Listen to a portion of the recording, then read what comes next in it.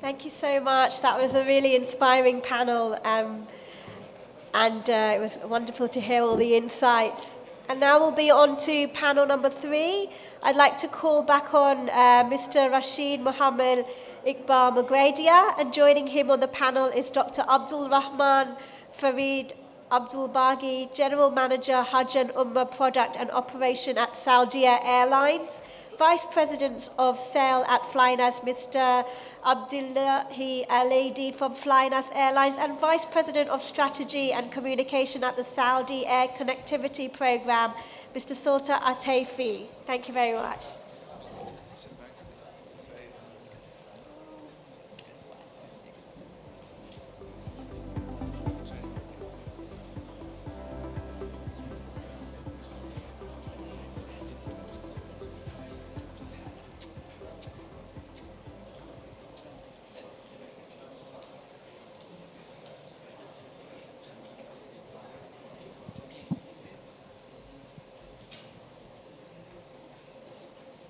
Well, we're back on stage again, and it's actually quite good, this panel, because not only is it my hobby and a passion for travel and for airlines, but individually we've all crossed paths at some point over the last decade or so. So welcome back to London, and thank you for really joining in at a very crucial time in the history of Saudi Arabia and the developments that's taking place in the kingdom, that these are exciting times. So without further ado, we have some pre-prepared questions that we really want to engage and get to the bottom of.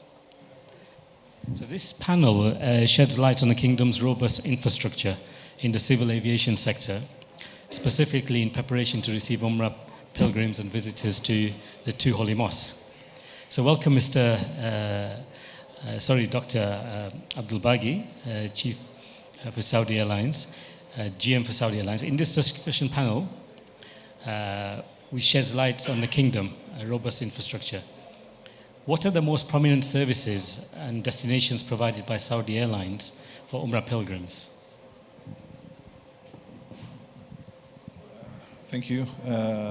Saudi has provided so many destinations to Umrah, as Umrah is one of our major target customers. We serve more than 152 destinations around the world. In the UK itself, we have more than 4 main points. We have two airports in London and Manchester and Birmingham. We are trying to serve the Umrah market as much as we could. We also have charter flights to and from the kingdom to carry Umrah passengers from around the world. It was actually very exciting this year when you launched the 2 routes, Gatwick and Birmingham, I believe. And just to follow up on that, I just want to bring in Mr. Abdulilah from Flynas, the VP for Sales. Can you give us more details about the most prominent services and destinations that Flynas and from your side provide for Umrah pilgrims? Okay, thank you. I think, as we heard just now from previous panels, the expanding of Kingdom of Saudi Arabia in the tourism sector required a lot of logistic, and I think the transportations is the most important enabler for this objective. So Flynas established a new strategy called Link the World to the Kingdom. And we had established new routes to serve only the Umrah. In 2022, we started CIS countries, which is Tashkent, Almaty, Osh, Namangan, and Bishkek. And also from last year, we established Europe destinations from Marseille. And we just now announced Brussels. We will start by 2nd of December, following with Berlin, inshallah. So this will give a direct services into unserved market before. Excellent. That's some rapid growth I can see. And I'm not sure if you want to be expanding slightly more west. Yeah, We'll the see in simple future. answer yes. Okay. Okay. But when and where, soon inshallah we'll announce. Excellent. So, our next guest, Mr. Sultan Otaify, the VP at the Air Connectivity Program. How does the kingdom really plan to increase the numbers of flights to and from Mecca and Medina, or to Mecca and Medina? First of all, Rashid, it's always a pleasure to be here, and thank you for inviting me. It's always good to be in London, see friends and colleagues, and it's really an opportunity to highlight all the developments happening in my beloved country, Saudi Arabia. I will start with highlighting that clear national strategies are essentials that promotes cross-border cooperation with internal and external stakeholders. The market appetite when it comes to aviation industry in Saudi Arabia is really tremendous, and we prove it with numbers. Currently, 120 airlines operating to the Kingdom of Saudi Arabia. Second,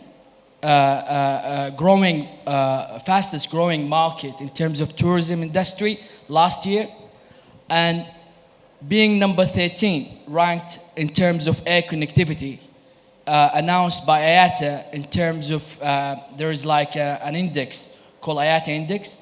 And if I compare that to 2019, where we were at 27, we moved really a big time, 14 position to be number 13 globally. When it comes to air connectivity increasing capacity to the Kingdom of Saudi Arabia, let me just give you a little bit introduction about the program that I'm working in. It's an initiative. It's called Air Connectivity Program. It was established in 2021, aimed to make Saudi Arabia a global leader of air connectivity for tourism traveler. We look at the destination into three aspects, or we categorize them in three aspects: underserved, well-served, and unserved. Between 2022 until July this year, and I'm referring to June last year, we have opened and launched 16 new destinations. Underserved destinations like Kuala Lumpur, Casablanca, Tunisia, we increase capacity in cooperation with different airlines, local and international airlines. Unserved destinations like Birmingham, like Marseille, Almaty, Bishkek, what he has highlighted, provides a direct access to the pilgrims and Umrah travelers to have an easy travel experience to reach to Saudi Arabia, and in particular to Mecca and Medina. So what do? We work with partners, we target market, and we increase capacity, and we provide direct access route to our travelers. Excellent. I can see that this Vision 2030 is really playing its part, and you are heading towards a target, which I'm sure you'll far exceed very quickly indeed. Just to come back to Dr. Abdulrahman, how do you see partnerships between airlines and local authorities help in providing better travel options and ease of access to Umrah pilgrims? Saudi is a part of Stars Alliances, which combine so many airlines.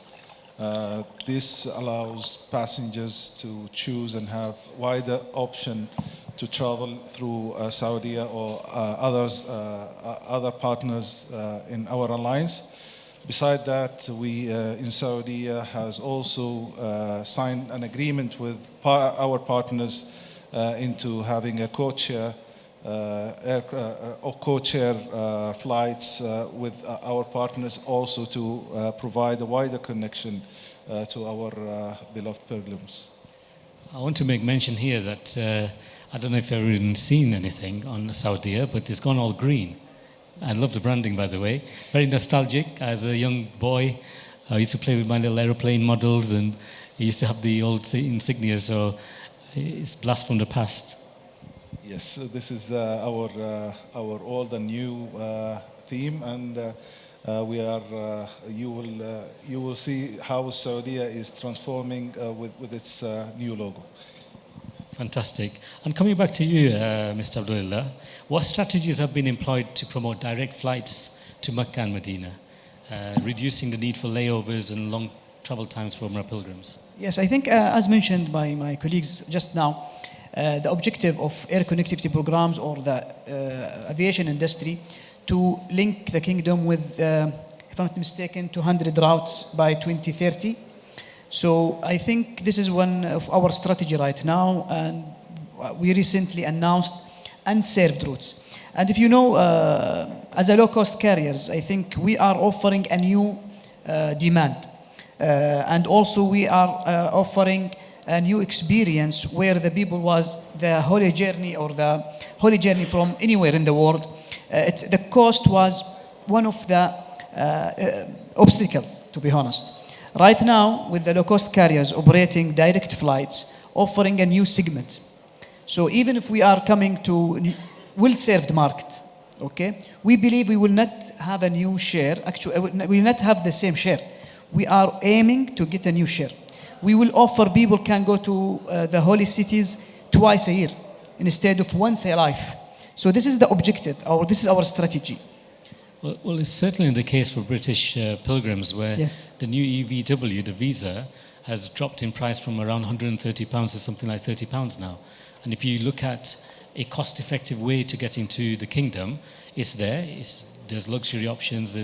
There's a budget to suit all needs. So I wish you all the best on that. And finally, coming back to you, Mr. Sultan, given the plans to increase these influx of numbers of Umrah pilgrims, how will the kingdom manage this huge volume of visitors at the airports? It's an interesting question, Rashid. I will answer it into, I will define my answer in three aspects. I will start with the number of investments. As announced by the National Aviation Strategy, there is $100 billion investment from now until the year 2030, turning an airport like Jeddah into a global hub, investing in infrastructure, investing in aviation system, and accommodating the growing demand in terms of Umrah and pilgrims. When it comes to privatization, and this is the second aspect of the privatization program, we have right now different airports as private companies. I'm referring to Jeddah, Jedco, based in Jeddah, RAK, Riyadh airports, Dammam, and Cluster 2 covering elsewhere within the Kingdom of Saudi Arabia. The third one is the regulations. Last week, the General Authority of Civil Aviation announced the new economic policy framework. This is really tremendous. It provides the industry the resilience it wants, and it provides competitiveness to the market. All these components will help the government, the private sector, to accommodate the growing demand in terms of Umrah and pilgrims, travelers.